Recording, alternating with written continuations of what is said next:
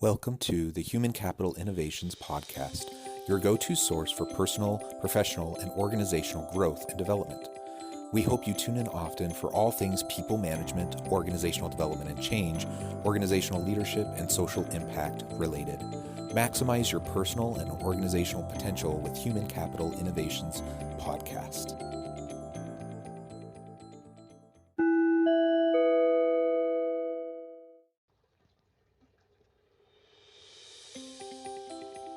Welcome to the Human Capital Innovations Podcast. As part of our Forbes Minute series, spotlighting thought-provoking Forbes videos and their key takeaways, today I explore Courtney Whitehead's recent Forbes video, How to Make Working from Home More Sustainable for the Long Term.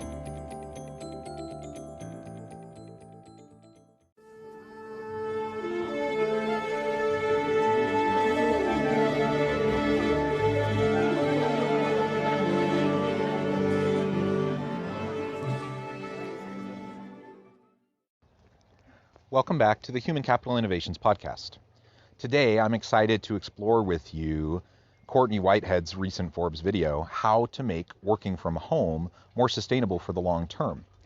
While the timeline to return to the office for other industries and locations remains unclear, many people are slowly realizing that they'll be working from home a lot longer than they had originally planned during this pandemic.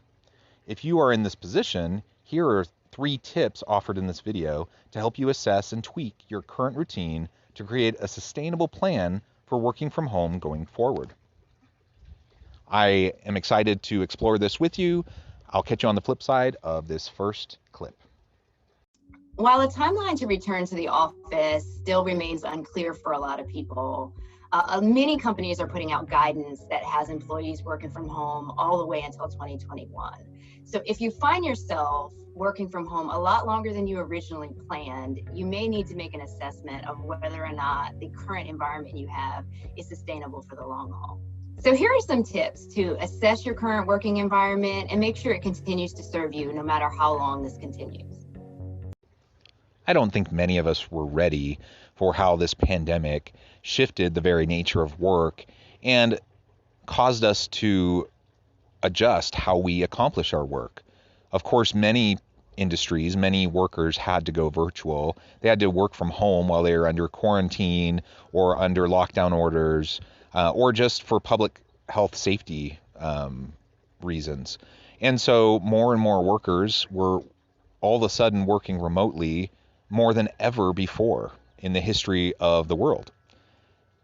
Many thought that, maybe this was just a temporary thing and the pandemic, we'd get a grapple on it after a few months and things would die down and people would be able to return back to work. But we know that's not the case. While some workers in service industries, hospitality, food, other types of retail have gone back to physical work, many individuals have continued to work virtually, and many of the biggest corporations have announced plans to push out people returning back to the physical office at least until the start of 2021. Some have already announced as far out as the summer of 2021, and that's still contingent on our ability to have a vaccine that is effective and that is widely distributed, that people take. And so all of that still raises questions about what the long-term sustainability of these work-from-home arrangements are. So I appreciate her video, and she's going to lay out 3 tips for how we can think about this in a more sustainable way and make sure that we're not burning people out. Because if we've all learned one thing throughout these past 8 months or so, is that it's convenient in many ways to work virtually, but it's also hard. It's stressful. There are heightened anxieties in a lot of ways. Many people are having to care for their children or care for elderly or immunocompromised individuals in their homes.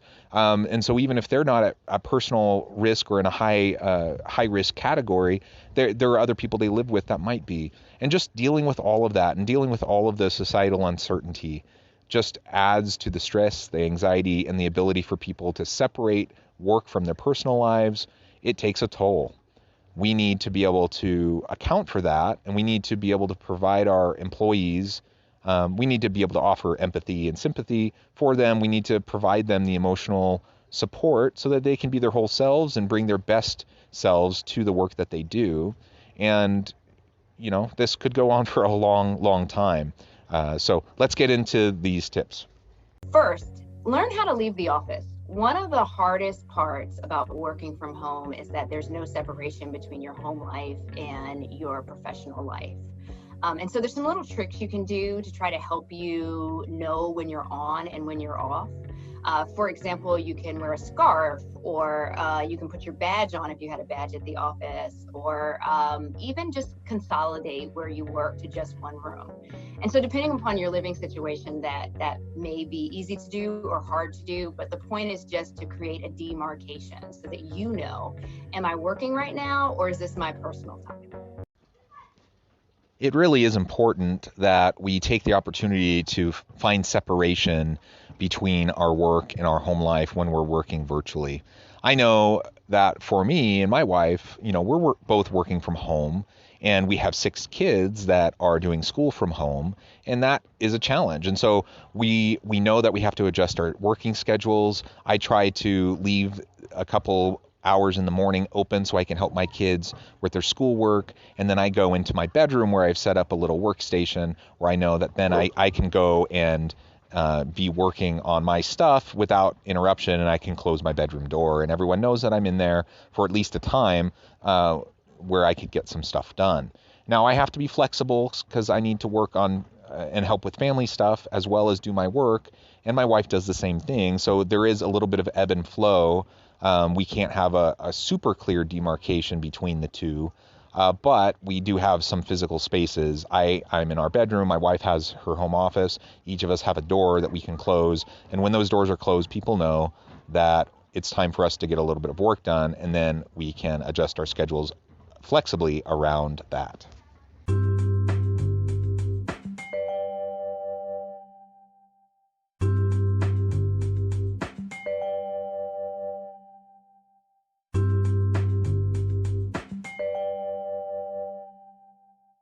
Two, address your unmet needs.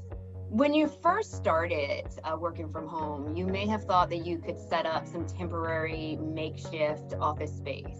That may be on your couch, it may be at a dining room table, it may even be in an office, but an office that's just not ideal. As we get deeper into working from home, it's really important to reassess how well is the space you're working in working for you.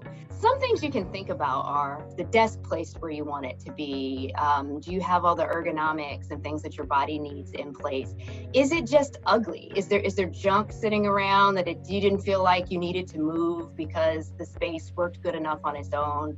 But don't take that for granted. The aesthetics of a room really do play into how you feel.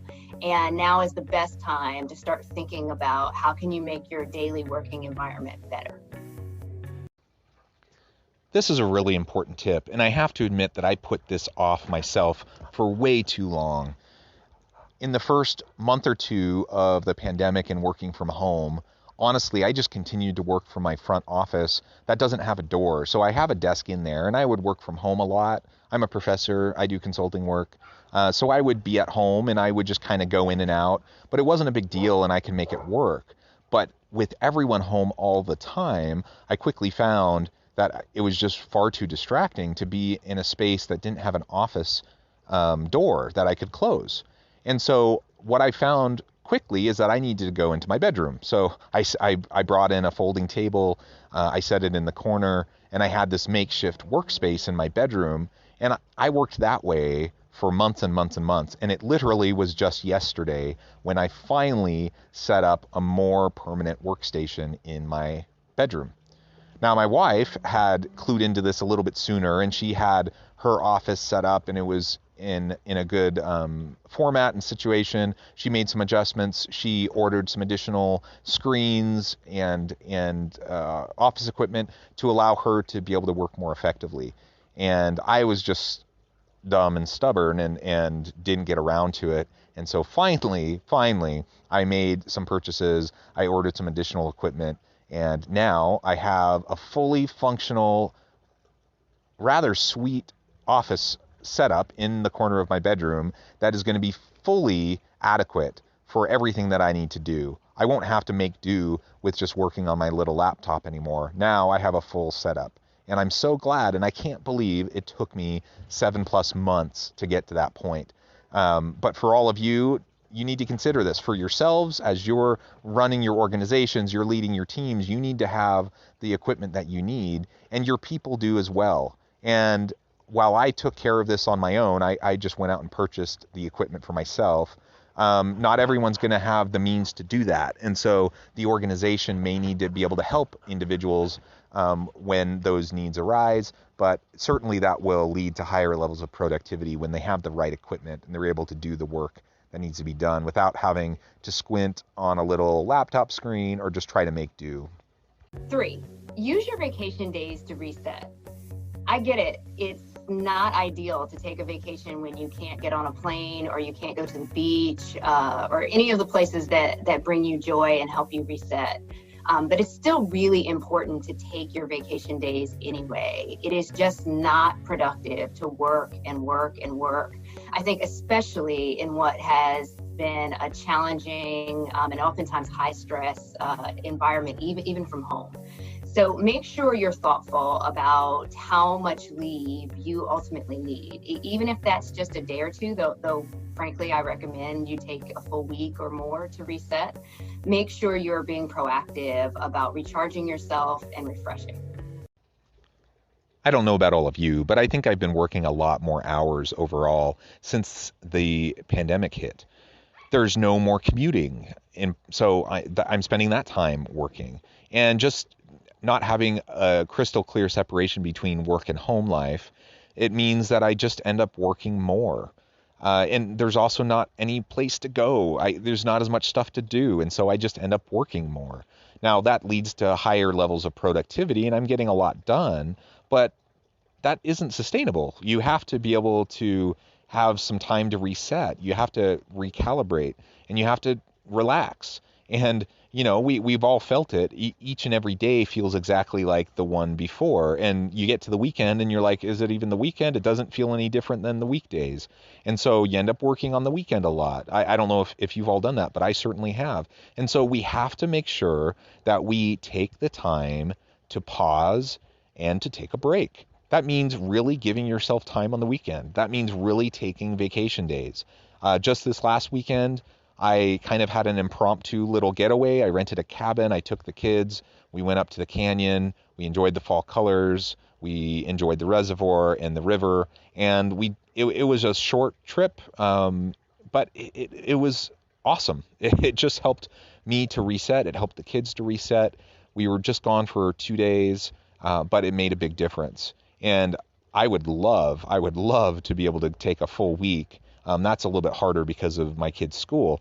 But if you're in a situation where you could take a week or 2 off, just like you would take on a big vacation, make sure that you take that time. Your work usually will give you that time. So if you have vacation days, if you have PTO, make sure you use it. In many cases, you can't save it up. You have to use it before the end of the year.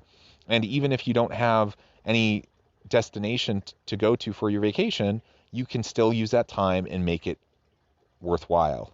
You can do staycation types of activities, or you can just sit outside on the deck or on the patio and read a book and decompress. It's super important.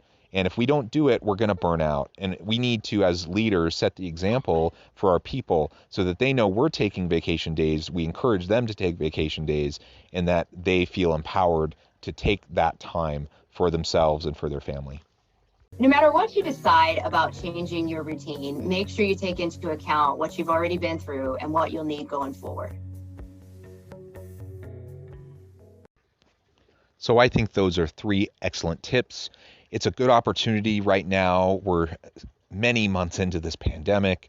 We still have a long way to go before we're in the clear. Things aren't getting back to normal anytime soon. And even once the pandemic is under control, we're probably going to see some sort of a new normal, to use the cliche. We're not going back to the way things were, and there's still going to be differences. We're still going to lean more on virtual work. We need to make sure we do it in a sustainable and healthy way for our people and for our organizations. She provided 3 great tips. I hope that you'll take those into account and consider them. And it's a good time to reflect and reassess where you are at in your own relationship with your virtual work and how your team is doing, how they're responding, and make sure you have the conversations so that everyone can be healthy. As always, I appreciate you joining me today. I hope you all can stay healthy and safe. I hope you can find meaning and purpose at work each and every day, and I hope you have a great week.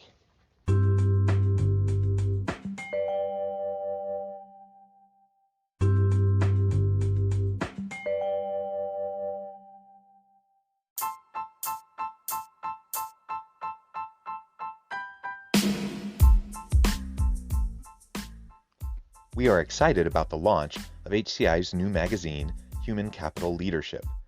Human Capital Leadership is a free, interactive e-magazine designed to help individuals, leaders, and organizations find innovative approaches to maximize their human capital potential. We will be publishing issues quarterly in August, November, February, and May. Check out the first issue and let us know what you think.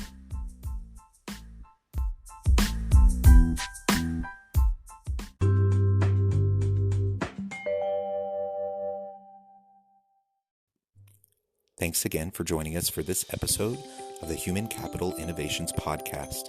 I hope you stay healthy and safe and that you have a great week.